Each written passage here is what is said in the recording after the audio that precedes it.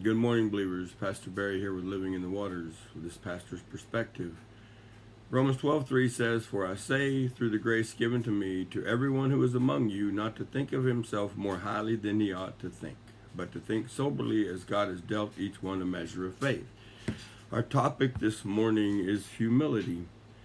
A couple of months ago, I made a commitment to start going to the altar for a few minutes every time I walked into the church, any church that I go into. And as I was doing that, would ask the Lord, "Okay, Lord, what's next?" And what He began to impress upon my spirit was He wants my ego. I said, "Lord, I really didn't think I have much of an ego." And oh boy, try to give it up. And here comes the devil. He'll put everybody he can in your life. Your spouse will become the most critical person in your world. They'll point out every little mistake you make. Your family members will belittle you every chance they get. Try to make you feel less than. And a lot of times not even being aware that they're doing it, that they're being used against you, because Satan's going to, if you're going to try to give God something, Satan's going to make sure that you work for it, because he's not going to let you go just.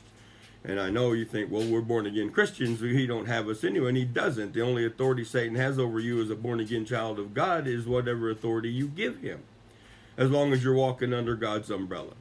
So, humility is a choice. It's a choice. You can't be responsible for what happens to you, but you can be responsible, and you are responsible under Jesus Christ with your reaction to what happens to you. You can react humbly. That's the way Jesus submitted himself until plumb to the cross. That's going to be a different story when he comes back, but up to the cross, he walked with humility. And humility isn't weakness. Humility is strength under control. And a lot of people don't understand that. So God asked for my ego. I'm like, "Lord, you'll have to show me how to do that." And what he's showing me is it's step by step, it's decision by decision, it's case by case, instance by instance, how you choose to respond to what happens in your world. When things come against you that you don't like, it's easy to be humble when everything's going good and everybody's singing your praises and loving being around you. But even Jesus said a prophet's not without honor, saving his own country. Your people in your family, in your immediate family, they may not understand.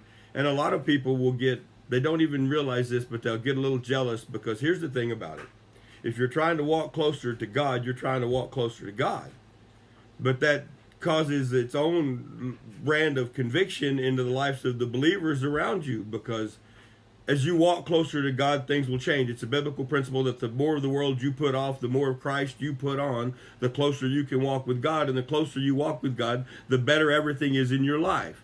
There's a point beyond salvation. It's a higher height. It's a deeper depth. That's what we're talking about in the conference this weekend. If you can't be there live, watch it. It's going to be on our social media accounts. But for today, we're going to end this with the thought, for each man among you not to think of himself or herself more highly than they ought to think. Because we're all just sinners saved by grace, walking in fellowship with God. Very imperfect people trying to serve a very perfect God very imperfectly. This is Pastor Barry, this pastor's perspective. Stay blessed.